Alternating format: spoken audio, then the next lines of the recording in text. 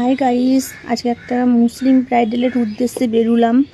তো ব্রাইডালটা আমার খুবই মিষ্টি, খুবই সুন্দর দেখতে। যাই হোক, আমাদের মুসলিম সচরাচর বিয়ে পড়ানোর পর সাজানো হয়। ও রিকোয়েস্ট ছিল বিয়ের আগে আমাকে সাজাতে হবে, কেননা আমাকে সবাই দেখবে, আসবে, তারপরে আমি বিয়ে করব। তো যাই হোক, ওকে আমি সাজানোর উদ্দেশ্যে বেরিয়ে পড়েছি। এটার জন্য আমরা ক্রস করলাম। তো দেখুন, বিয়েবাড়ির সামনে আমি হাজির, একদম জাস্ট ঢুকবো এবার।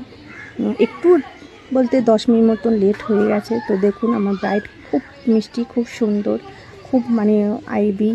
তো ও হিজাব পরবে বলেছিল, তো আমি ওকে হিজাব পরিয়েছি।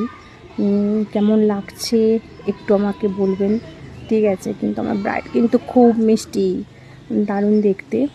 আর সচরাচর এরম হিজাব খুব অল্প মেয়েই